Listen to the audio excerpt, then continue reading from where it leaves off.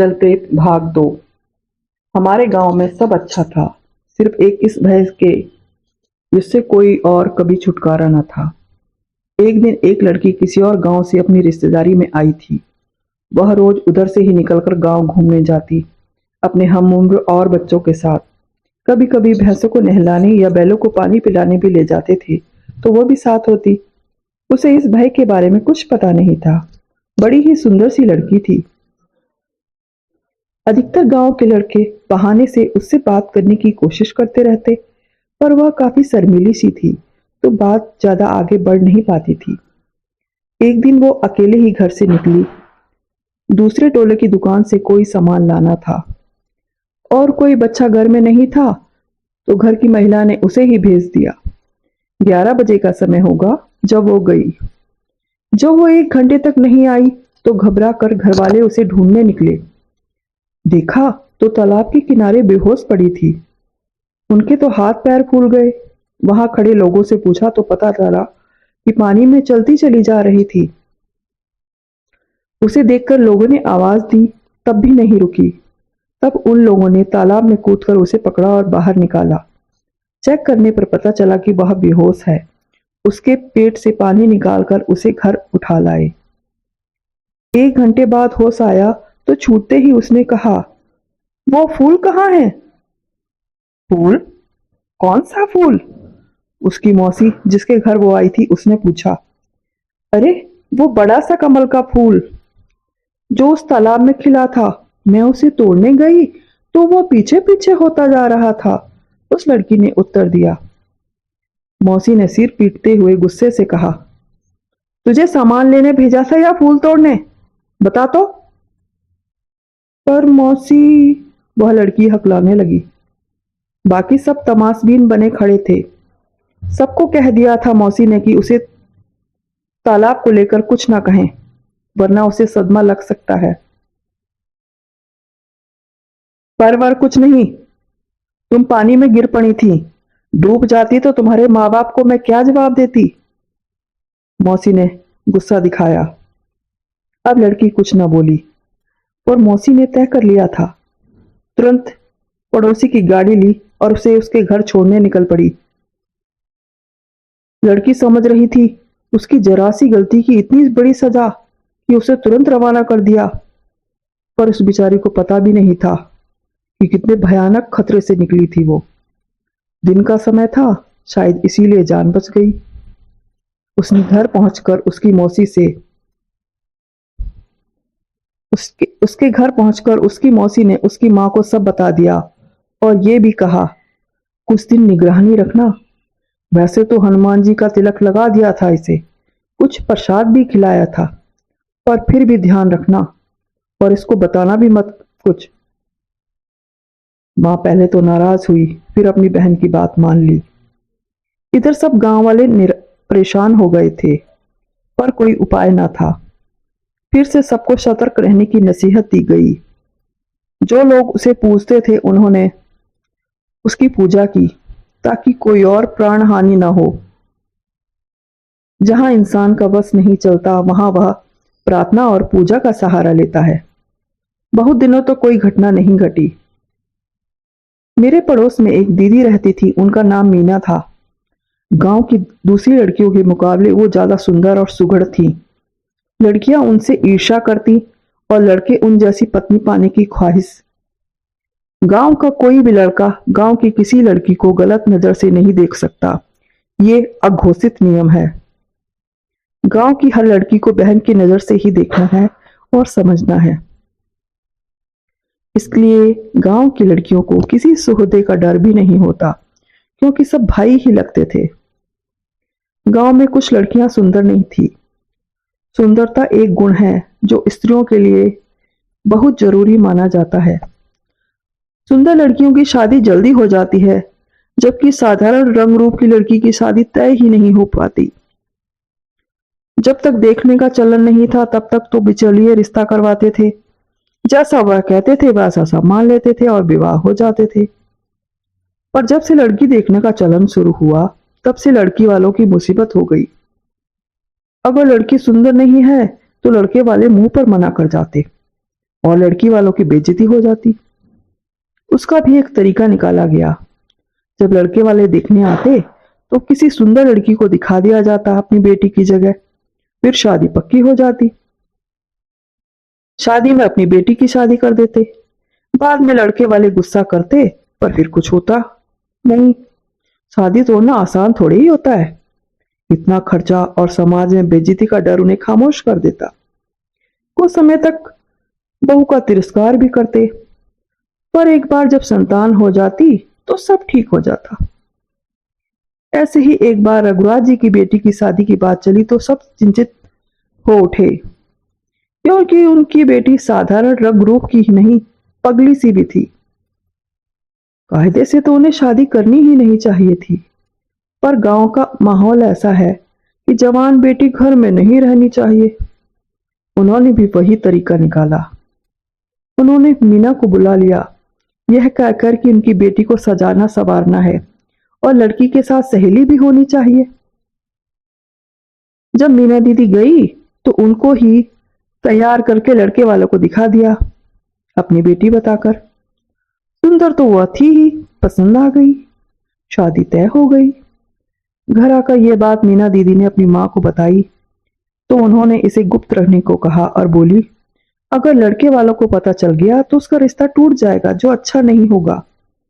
बेटियां सबकी साझी होती हैं। अगर कोई लड़की झूठ बोल के भी अच्छे घर ब्याह रही हो तो ऐसा झूठ सच से ज्यादा अच्छा होता है। मीना दीदी माँ की बात मान चुप हो गई। रघुराज जी की बेटी की रानी की शादी वाले दिन मीना दी घर में ही बंद रही। जब दूल्हा आया तो सबकी आंखें फटी की फटी रह गईं। वो बांका, सजीला, गोरा चिट्टा लड़का था। दूल्हे की वेशभूषा में बहुत ही प्यारा लग रहा था। मीना दीदी की माँ की आह निकल गई। मीना के जोड़ का था ये लड़का और ब्याह पगली के साथ जा रहा था। रानी के भाग खुल गए, सब यही बोल रहे थे। दूल्हा बहुत खुश था। उसने अपनी दुल्हन के बारे में भाभियों से ही सुना था कि बहुत सुंदर, सुघड़, मीठा बोलने वाली प्यारी सी लड़की है। तब से वह उसे देखने को व्याकुल था। शादी की रस्में शुरू हुई। हंसी खुशी के माहौल में शादी हो रही थी कि सिंदूर डालते हुए दूल्हे के हाथ ठिठक गए। दुल्हन वैसी नहीं थी जैसी बताई गई थी। सांवला रंग, बेरौनक चेहरा, अजीब से नैन नक्श। दुल्हन का मेकअप भी उसे अच्छा नहीं दिखा पा रहा था। दूल्हा गंभीर हो गया। उसने अपने परिवार का ध्यान खींचने का प्रयास किया, पर दुल्हन पक्ष ने सब भांप लिया और शादी पूरी करवाकर ही दम लिया। शादी पूरी होते ही दूल्हा उठकर अपने जीजाजी के पास गया और उन्हें कहा, उसे शक है दुल्हन बदली गई है।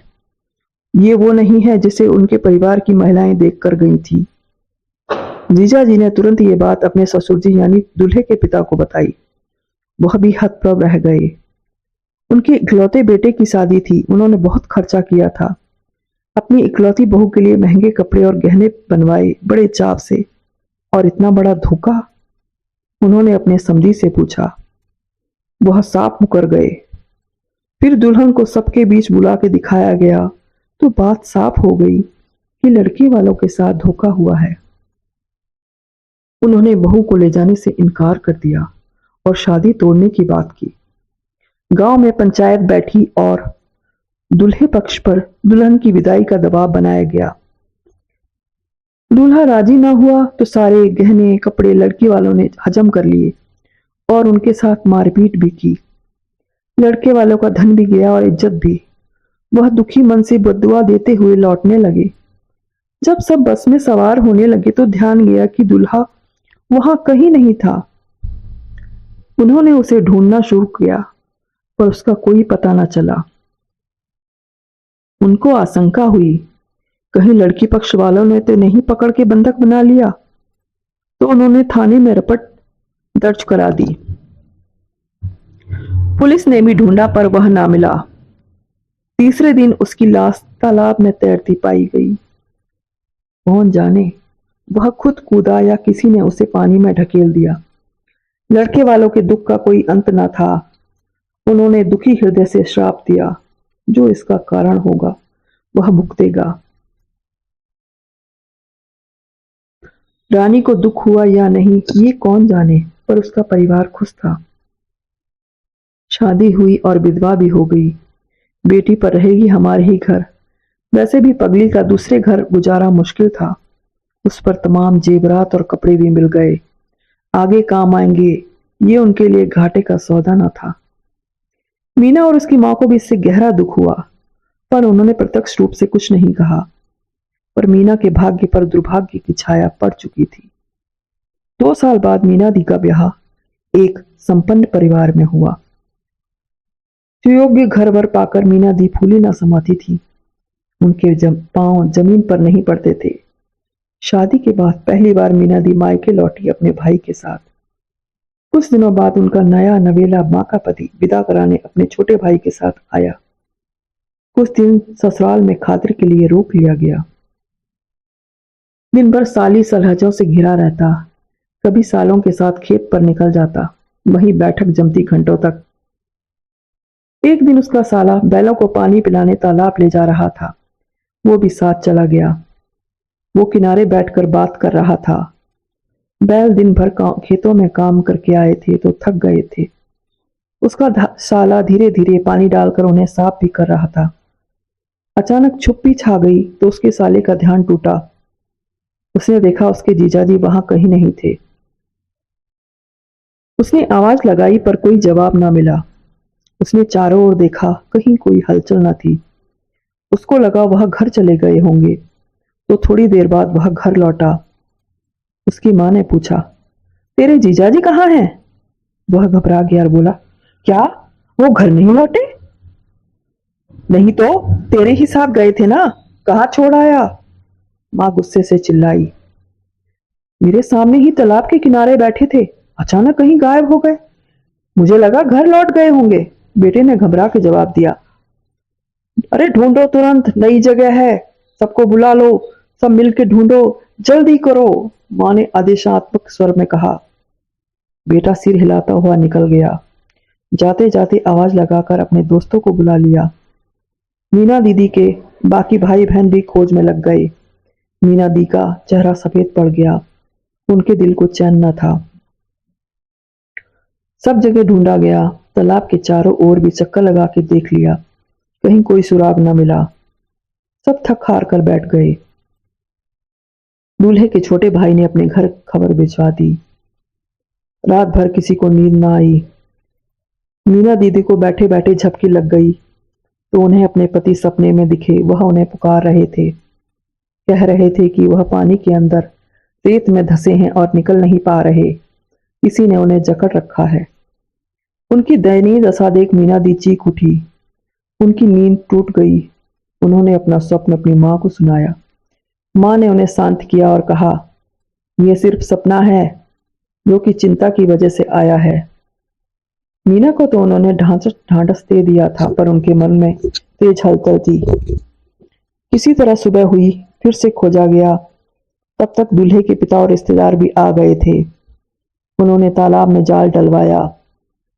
तालाब से काफी सामान निकला, पूजा पाठ का और हड्डियां भी, कुछ जानवरों की, कुछ इंसानी भी। लोगों के दिल दहल गए ये सामान देखकर। एक जगह तालाब में जाल भारी हो गया। कई लोगों ने मिलकर खींचा तो कबाड़ के साथ दूल्हे की लाश भी निकल आई। आशंका तो थी, पर सच होता देख सबके सब टूट गए। उनके सब्र का बांध टूट गया था। सब फपक कर रो उठे। नई दुल्हन का गौना भी नहीं हुआ था कि सुहाग उजड़ गया। शव को अपने गांव ले गए उसके परिजन। नई दुल्हन भी गई और विधवा होके 13वीं के बाद लौट आई। उनका बेटा चला गया था। अब बहू में उनकी कोई रुचि न थी। उनका सब रूप मुरझा गया था। सबको हैरत थी, इतनी अच्छी लड़की और ऐसी किस्मत। किसी को रानी का किस्सा पता था। उसने बात फैला दी कि ये मीना के कर्मों का फल है। तब गांव वालों को इस बात का पता चला। सब दुखी तो हुए, पर क्या कर सकते थे, जो होना था वो हो गया। कई साल तक मीना दी विधवा की जिंदगी जीती रही। फिर उनके माता पिता ने किसी पिछड़े इलाके में जाकर किसी बड़ी उम्र के आदमी से उनका दूसरा विवाह कर दिया। वहां उनको बहुत असुविधा थी, पर कोई उपाय न था। बाद में उनके 2 पुत्र हुए। खैर, ये दूसरी कहानी है। मीना दी की कहानी सुन मेरी समझ में ये बात आई कि कर्मों का फल अवश्य मिलता है और इसी दुनिया में मिलता है। हमें सदैव सोच समझकर कर्म करते रहना चाहिए और कभी भी किसी का दिल नहीं दुखाना चाहिए। काफी समय तक हम सब इसी सदमे में रहे, फिर धीरे धीरे उबरने लगे। एक रात मैं और मेरी 2 सहेलियां छत पर बिस्तर लगाकर लेटे थे। गर्मी के दिन थे तो नीचे गर्मी लगती थी, छत पर हवा आती थी। गांव में घरों की छतें मिली हुई होती हैं, तो कोई भी किसी की छत पर जा सकता है। कई बार तो छत से ही हम दूसरे घर में उतर जाते और हमारे घर में किसी को खबर भी नहीं होती थी।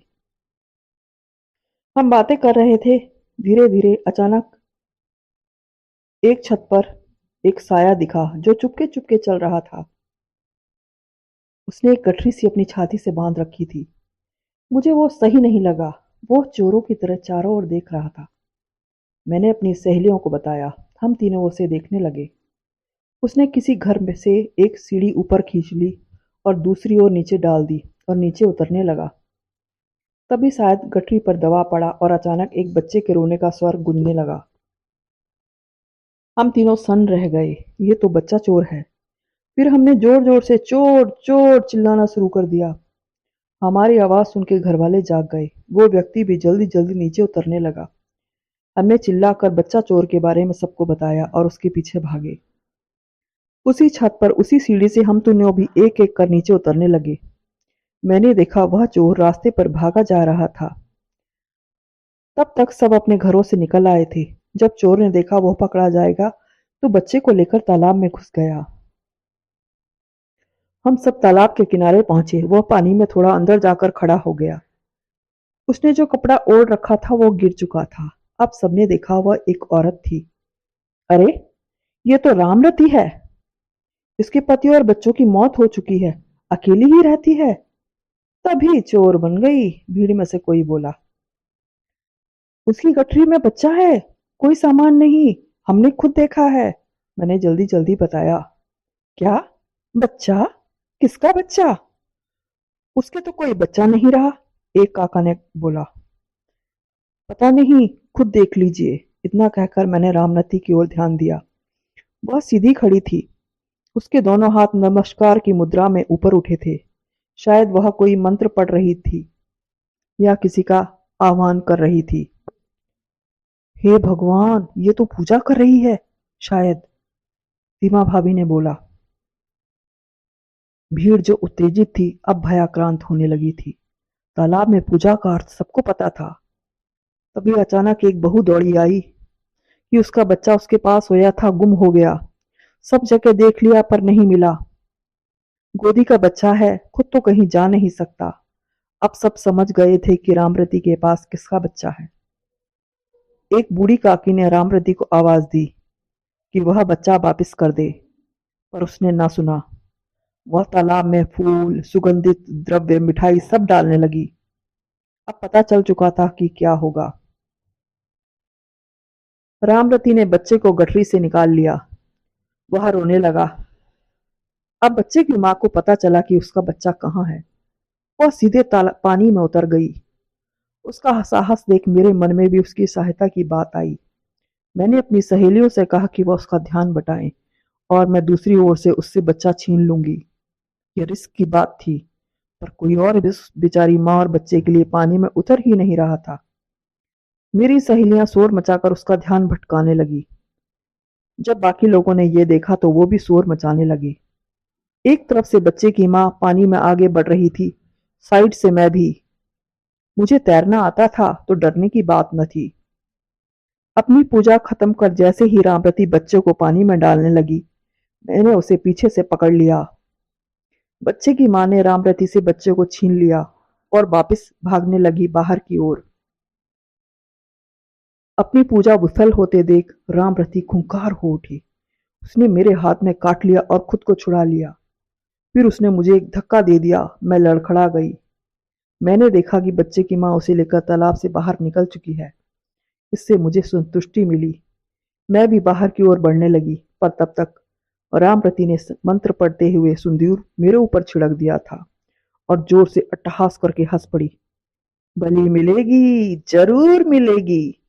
वो बच्चा नहीं तो तू ही सही, उसने भयानक आवाज में कहा। मैं सुन के डर गई, फिर तेजी से बाहर की ओर भागी। पर ये क्या, मेरे पैर जैसे जम गए थे, उठ ही नहीं पा रहे थे। मैंने अपने पैर के तलवों को ठंड से सुन्न होते पाया। जैसे शीत में बर्फ से सब जम जाता है, वैसे यह ठंड मेरे तलवों को जमाती हुई ऊपर की ओर बढ़ने लगी। आसन्न मृत्यु का आभास होते ही मैंने मदद के लिए आवाज लगाई। तब सब चौंक गए। मैंने बताया, मेरा शरीर नीचे से ठंडा पड़ता जा रहा है, मैं हिल नहीं पा रही, कोई आकर मुझे खींच के निकालो। पर किसी की हिम्मत न हुई, सब डर रहे थे। उन्होंने तो रामरती को भी पकड़ने की कोशिश नहीं की, वह बच के भाग गई। अब मैंने समझ लिया था कि मेरा अंत निकट है। मैंने अपनी आंखें बंद कर ली। ठंडक बढ़ते बढ़ते मेरे पेट तक आ गई। मैं कुछ भी नहीं सोच पा रही थी सिवाय यहाँ से बाहर निकलने के। धीरे धीरे ठंडक मेरी गर्दन तक पहुंची। मेरे दोनों हाथ भी बेकार हो चुके थे।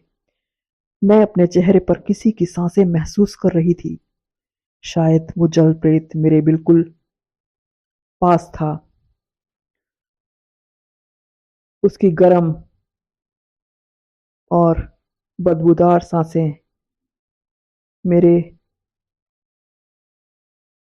नथनों से टकराकर मेरे अंदर प्रवेश कर रही थीं और मैं डर से कांपती जा रही थी। धीरे धीरे मेरा मस्तिष्क शून्य होने लगा। तभी अचानक से एक वर्तुल सा मेरे हृदय से निकला और पूरे शरीर में फैल गया और एक मंत्र मेरे अंदर अपने आप शुरू हो गया। मैं इस हालत में भी नहीं थी कि जाप कर सकती, पर वो मंत्र मेरे अवचेतन में वर्षों से था। कभी मैं उसे घंटों जपती थी, फिर छोड़ दिया था। पर यह मंत्र अपने आप कभी कभी मेरे अंदर शुरू हो जाता और कब बंद हो जाता, मैं ध्यान भी नहीं देती थी। यह मंत्र भगवान विष्णु का था। शांताकारं भुजगशयनं पद्मनाभं सुरेशं विश्वाधारं गगनसदृशं मेघवर्णं शुभांगं लक्ष्मीकान्तं कमलनयनं योगिभिर्ध्यान अगम्यं वंदे विष्णु भवभयहरं सर्वलोकैकनाथम्। अब यह मंत्र मेरे हृदय से अपने आप चल रहा था और इसी के साथ वर्तुल निकल निकल कर पूरे शरीर में फैलने लगे। मेरे शरीर की जड़ता खत्म होने लगी। शरीर में जैसे गर्मी फैल रही थी, बर्फ पिघल रही थी। शायद उसे भी आभास हो गया था कि उसका प्रयास विफल हो रहा है। उसने और जोर से प्रयास किया। मुझे अपनी हड्डियां टूटती हुई महसूस हुई, पर मैंने अपना ध्यान दर्द की बजाय मंत्र पर ही बनाए रखा। कुछ ही देर में मेरे शरीर में गर्मी आ गई थी, पर हिलना तब भी मुश्किल था। तभी मैंने जोर का कोलाहल सुना। कुछ लोग पानी में उतरकर मेरी ओर आ रहे थे। मेरे पास आके उन्होंने मुझे गोद में उठा लिया और बाहर ले आए। बाहर आके भी मैं आंखें नहीं खोल पा रही थी, तो उन्होंने कोई जल छिड़का। मैंने आंखें खोली तो मेरे दोनों भाई, पिताजी, चाचा जी सबने मुझे घेर रखा था। बच्चे की माँ मेरा हाथ पकड़ के चूम रही थी और धन्यवाद दे रही थी। मैं सबके साथ घर लौटी। घर पर माँ ने पहले एक थप्पड़ जोर से लगाया, फिर गले लगा कर रो पड़ी। तुझे कुछ हो जाता लाडो तो मैं क्या करती, मैं कैसे जीती, माँ ने मुझे कसकर चिपटाते हुए कहा। मैं क्या बोलती, चुप ही रही। उसी समय नहलाकर मुझे गर्म दूध पिलाकर माँ ने अपने साथ सुलाया। सुबह से ही घर में लोग आने लगे। पता चला रामरती बलि की व्यवस्था करती थी उसके लिए। उसकी वजह से भी कई प्राण गए। कल रात अपनी झोपड़ी में वो कब मर गई किसी को पता न लगा। शायद कल उसी की बलि ले गया उसका देवता। माँ ने मुझसे पूछा तो मैंने बता दिया। कभी एक जपे एक मंत्र ने मेरी जान बचा ली। सही कहते हैं कि जपा हुआ कोई भी मंत्र बेकार नहीं जाता, उसका कुछ फल मिलता अवश्य है। मेरी आस्था ईश्वर में बढ़ गई थी। मैंने पूछा, रात को जो लोग पानी में उतरे थे उन्हें डर नहीं लगा होगा? वह पहले मंदिर गए थे, वहां से रक्षा कवच लेकर फिर तालाब पर पहुंचे। तभी देर हो गई थी उन्हें, माँ ने बताया। माँ, मैंने बहुत कुछ सीखा इस घटना से, मैंने बताया। जैसे? माँ ने भौएं उचकाते हुए पूछा। एक तो कर्म का फल जरूर मिलता है, दो अशुभ है तो शुभ भी है, तीन अधूरी साधना भी फल देती है, और नंबर चार, मैंने सरल से हंसते हुए कहा। नंबर चार क्या? माँ ने व्यग्रता से पूछा। यही कि आप लाख छुपाओ, प्यार तो आप मुझ सबसे ज्यादा मुझसे ही करती हो माँ। यह कहकर मैं हंस पड़ी। माँ ने मेरा सिर चूमते हुए कहा, हाँ लाडो, सबसे ज्यादा तू ही प्यारी है मुझे। मैंने प्रसन्नता से माँ की गोद में सर रख दिया और जीवन अब पहले से ज्यादा सुंदर, व्यापक और सुलझा हुआ लग रहा था। गांव में अब पहले जैसा भय भी नहीं था।